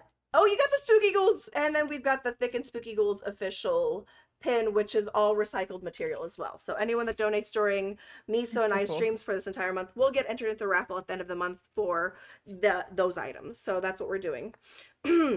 So we've got going back to it. We're going to be talking about black cats and bats and why they're often involved in Halloween. So so why do Oh, people sorry. 1 second before you get into it. yeah. I just lost an uncle. This is from Redneck. I just lost an uncle on Tuesday to cancer. I'm so sorry for your loss. He had cancer once years ago and survived. Then, like months ago now, they found a tumor on his pancreas and he just passed. I'm so very sorry, Redneck. We love ya. And to make things worse is like pancreatic cancer, like It's a rough you one. don't It's a rough know one. until it's too Mhm. late. Like there's you don't know until it's too late. Like I have a 11 to 15% chance of getting pancreatic cancer because of my mom's side, and then breast cancer is like in the 30% to 40% possibility for me. So they're high percentages for me. And so the genetic testing that I did also makes it so that in some states they can't actually like stop me from getting life insurance because of the fact that I Which am a is high fucking risk. crazy. We're not going to get Yes, into it, but that's so fucking yeah, because crazy. I'm a high risk, there's like in specific Mhm. states they cannot turn me down because I'm a high risk person. So I do recommend genetic testing. It does cost some money to do it, but it's good to know what you have so you can start early and Mhm. think of ways you can help Early prevent the detection. possibility of having, like I said, early detection. So genetic testing was one that I did. They basically, took, like, I went for an interview, or not an interview, like a chat with the doctor to see if I would be allowed to, like, if I would be how do I say this? If I would be if it would be beneficial for me to do genetic testing. And due to my history of having colon cancer in my family, stomach cancer, pancreatic cancer, breast Yeah. cancer, diabetes, you guys, I did not hit the jackpot when it came to my I'm right there with you. I should to my probably do it. I genetics. should probably do it. Yeah. But I say, "Ooh, I feel you there, honey. I really do." And so because I was a person that had a lot of those things, they saw me as someone that would benefit from genetic testing. Yeah, And I absolutely. did do genetic testing, and the ones that they've the ones that they found that were definitely in my genetics is definitely pancreatic cancer and breast cancer. They gave you a percentage of that, but then it didn't show stomach cancer or colon cancer, even though it's in my family history. I'm not a carrier for it. It doesn't mean I won't get it if for Yeah, some reason. It but it's doesn't mean that. way less likely. But yeah, so you can still get it, but it's good to know. I know it's scary. It scared me. I was scared. And after she told me my percentages, like, I kind of didn't ask questions because my brain was still Processing or like just processing the shocked. whole thing. And then I was scared. You know what I mean? Oh, thanks for that hug. Yeah, thanks for hugging the miso. But yeah, so genetic testing I highly recommend for anyone that has the chance. I did have to pay some money for it, but I don't regret it because I'm a little more aware of, what is to expect and what I can do to help prevent this from getting, like, that percentage to getting higher and higher and higher. But yeah, this is a really great organization, and I really thank you, Jonathan, for bringing that up. I did not know that your family member, what you said, it was your mom, right? Or was it your auntie? I got to scroll all the way up to see Jonathan's message. Mom, yeah. So Yep. Jonathan's mom. So thank you for bringing that up because I relate to that so much. And yeah, it's kind of an important cause, and it's a cause like cancer, unfortunately, is something that we are still having to deal with, having to Mhm. fight. I know that in the future there's going to be a time where they will literally be able to just get rid of it, and part of me is like, I don't even know if it's gonna be in my lifetime, but it's gonna be in my lifetime. But how will I feel if in my lifetime I found like someone found a cure for pancreatic cancer and my mom was just a few years too early in going, you know? Yeah. So there's certain Oh yeah. things, but you know, like the founder said, her name was Shayna Brown, Shayla. I think it was Shaney. I think it was Shaney. Am I Maybe, right? I yeah, don't. but yeah, she mentioned I'm that bad at names. every every dollar counts. I know it was Every spelled dollar like that. counts. So yeah, Shaney. Yeah, Shaney. So every Aha. dollar Okay. counts because it does help with giving resources and it just helps. So every dollar counts. So for everyone that's donated so far, we really, really appreciate you. We've already surpassed last year's numbers, so that means the world to us. That is Amazing. very, very exciting. And sorry, I'm a little bit like I'm getting a little sniffly here and I'm trying not to. Like my poor Bats and cats. my poor rubber ducky. My poor rubber ducky is just Oh, like he's taking the go. Oh, what are you, you monster? You're uncorking the man.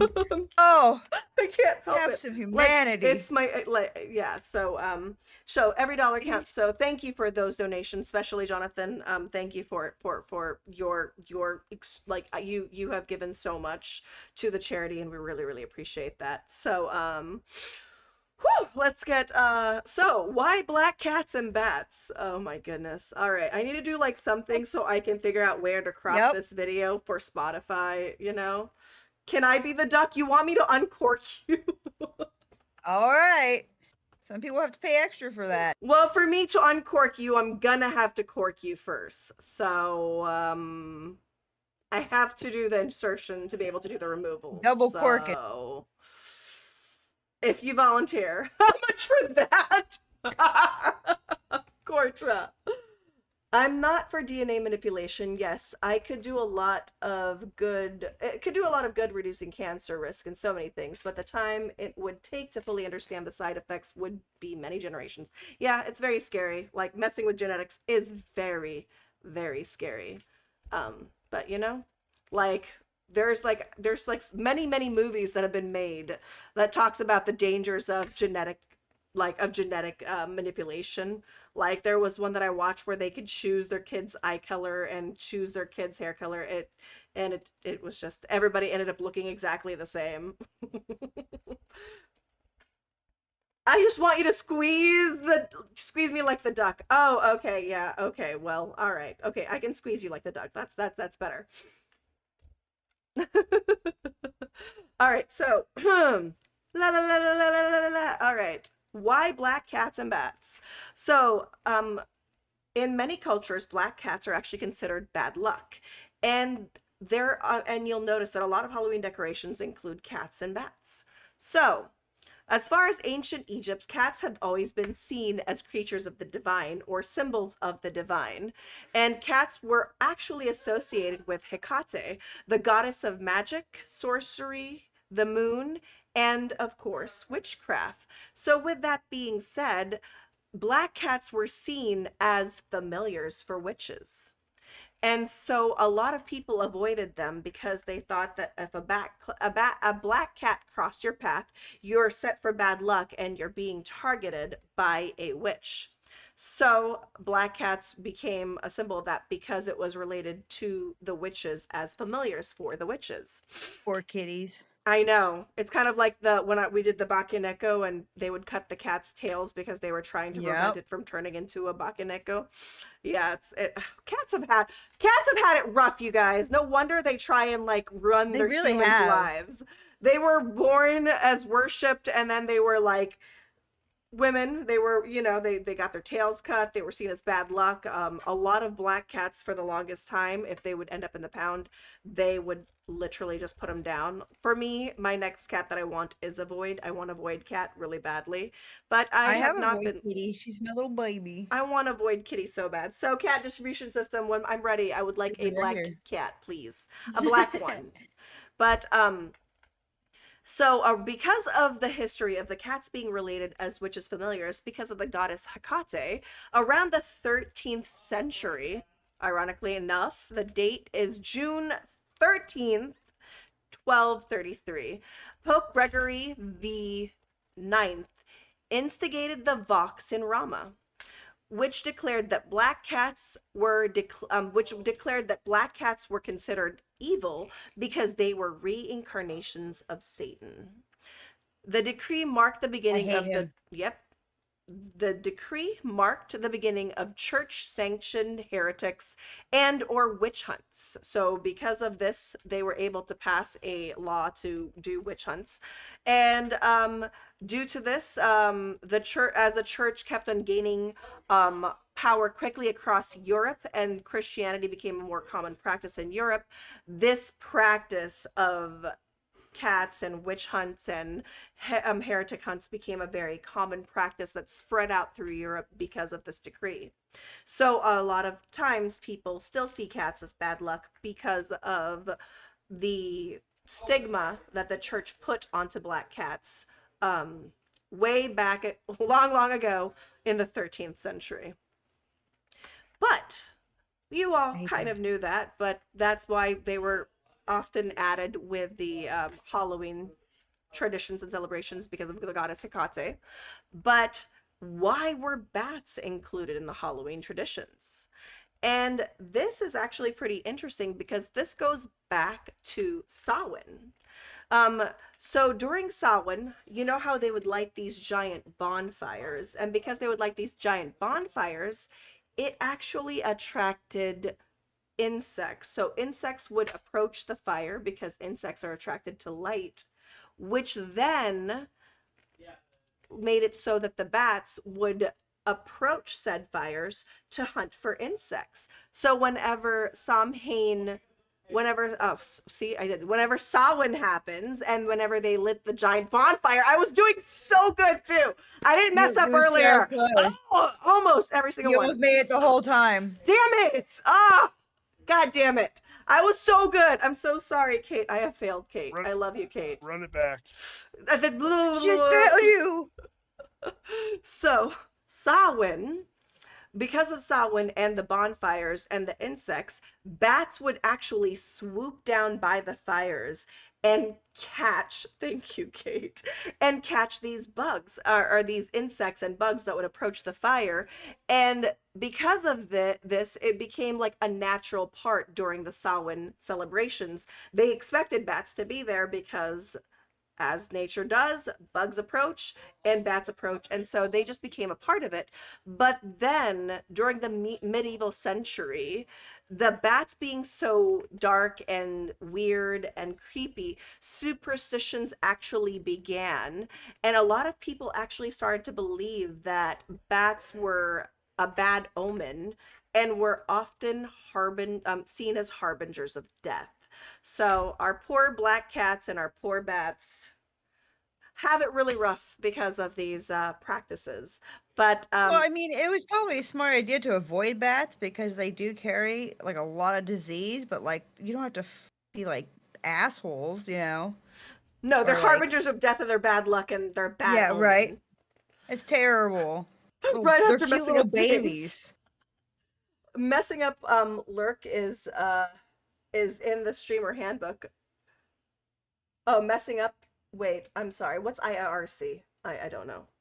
Is the streamer handbook chapter 2 part 4 and a requirement. So well done. Thank you. Okay, thank you. It was tradition, I guess. I had to say it wrong once.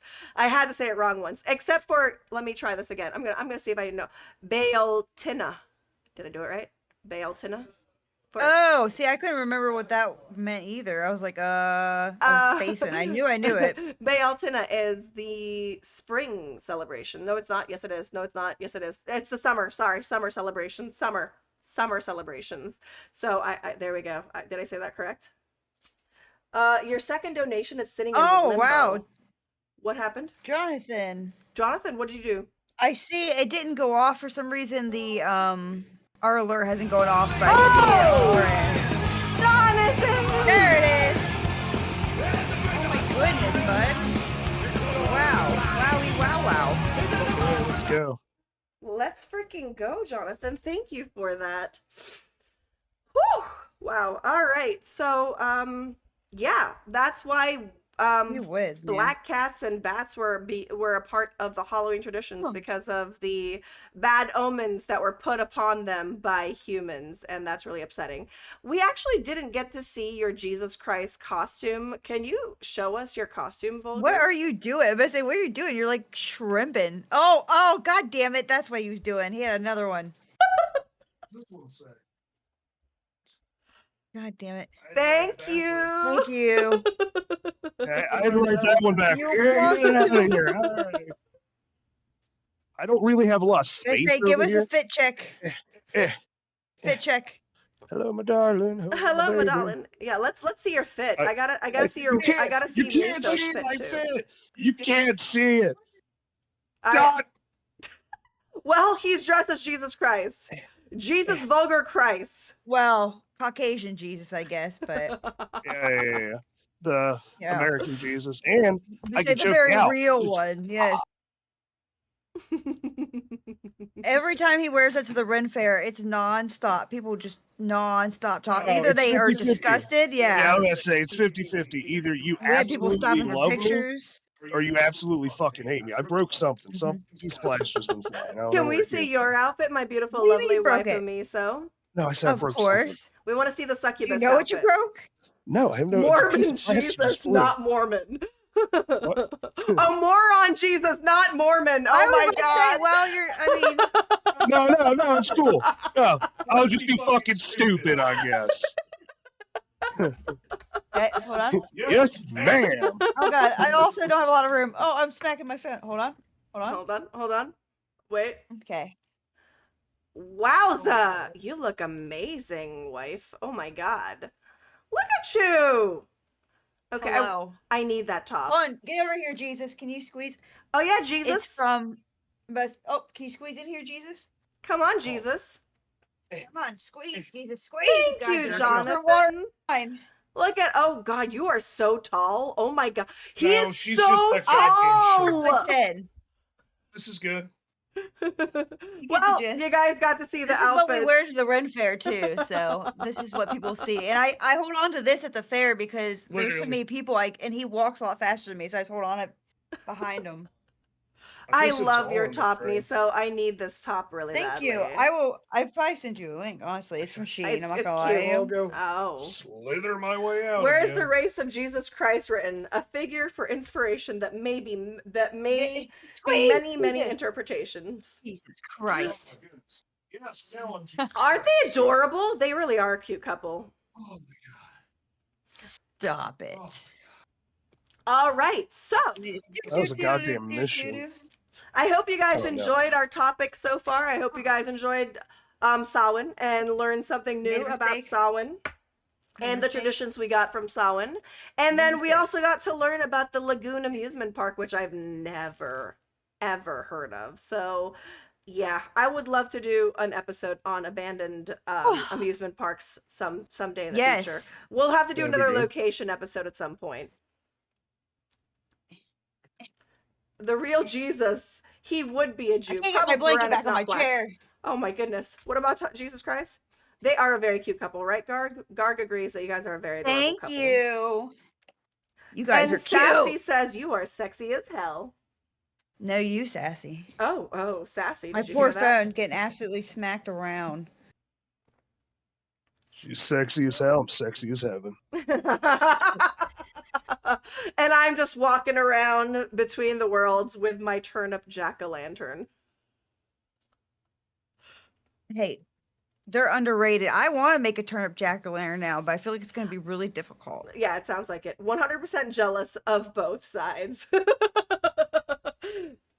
It's true. It's true. They're a very attractive couple. All On your right. way to a Stop snack it. bomb, I don't care No, who you. knows.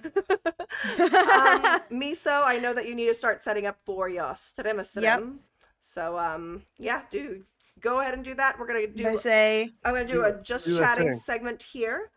Hi, everybody. So, like I said, anyone that donates during we're going my to be continuing segment. this, guys. All right. I'll be with you shortly, my love. I love you. No problem, Get I set up, love baby. you. Okay. Mwah. So while Miso sets up, I'm gonna go ahead and just have you guys look at my face because you're forced to look at my face because I didn't come up with enough content for today. I'm so sorry. 100% jealous of both sides and of Daku. You have nothing to be jealous about. Come on. Gar, Jesus of Nazareth was born in the Middle East, Caucasian origins. In the Middle East, Caucasian origins. Oh my God, I'm skipping it. Are in Europe, in the European region. According to the regional interpretation, he would have had olive skin, dark eyes. I always thought he was supposed to look like darker skin, especially from what I learned of the Bible because I was raised Christian. I'm all like, it makes no sense that he's blonde and pale in this area. Show us your face. I am showing you my face. Or do you want the glasses off? But I'm not Daphne. I mean, I'm not Velma anymore without my glasses. I need to keep my glasses on. But I hope you guys enjoyed. Again, I really do appreciate you guys being here. And for anyone that donated during my segment, thank you, thank you, thank you, thank you, thank you. Anyone that donates during Miso, I almost said Sweetos, Miso segment. She is a sweetie, so you know. Miso segment will be entered in the raffle. Like I said, you'll see from this picture right here. You got a Thick and Spooky Ghouls pin. You've got our jack-o'-lantern spider, and of course our superhero booba hearts and our kawaii cryptids, which have all the derpy looking things, and a couple miscellaneous stickers in those bundles. So yeah, sweetie pie.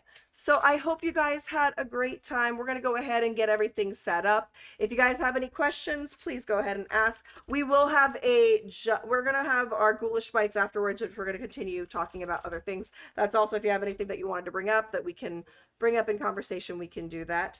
But like I said, we are raising money for Keep Abreast Foundation, and we are, and this is going to be our 3rd year doing it. So the Black Collar Collective has been doing this for 3 years, and I still can't believe it's been 3 years. And I can't believe that the podcast has been going for a year now. I can't believe we're already on episode 13. And we are on Spotify for those of you guys that want to catch up on the old episodes, especially the Kushi episodes where I then struggled with more Gaelic words because of course I did. So, and if you guys wanted to learn more about the Black Collar Collective, it's a group of people that I've been a part of for a very, very long time. And it's a group of people that gathered together that wanted to do something good. And we do we did 3 charities a year, but now we are 4 charities. So we've got a spring charity, we've got our summer charity, then we've got this charity, which is our October charity, and we've got our charities for December. So we've got AIM that we raise money for during spring. We've got Glisten, which we had one of the people from Glisten join us on summertime. And I'm so blessed that after doing this for 3 years, I think it's really, really great that one of the founders of Keep Abreast Foundation actually made it here. So we really, really appreciate that. And again, thank you for everyone that donated during these segments. And I hope I gave you guys enough information about Samhain. If you want to learn more about Samhain, there's so much more out there. Just look up Samhain, Samhain, and learn more about Samhain and the traditions. And I hope you guys had a lot of fun. So we're going to go ahead and get this choo-choo train going. We're going to go ahead and raid over to the beautiful Miso Thorny. And so if you are ready, let's go ahead, and if you wanted to go ahead and do your donation, there's a donation link, and here is our raid message. Let's go ahead and get this raid message set up. We appreciate you guys so much. We're going to continue part 2 of the Thick and Spooky Ghouls podcast in Miso's channel, where she's going to talk about her topics. So let's go ahead and get this all set up. I hope you guys have a wonderful, wonderful night, and I'll see you guys on that channel. So let me go ahead and set us up for the choo-choo train.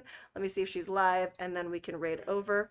And I'm dressed as Velma. Let me show you guys the cosplay one more time. I went with pink instead of orange because I wanted, Breast Cancer Awareness Month is October, and I decided to go pink for Velma instead of orange. So, all right, let's go ahead and get it going. I think our beautiful waifu is live. Hold up, hold up. Or not. I might be a liar. I could be a liar.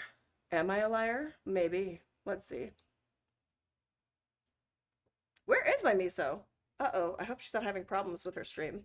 Oh, and my camera should get shut down. Garg, you can argue written, but as far as archaeological find and science, I think we got it narrowed down. And Miso is live, she says. Why are you not showing up in my frackin' thing?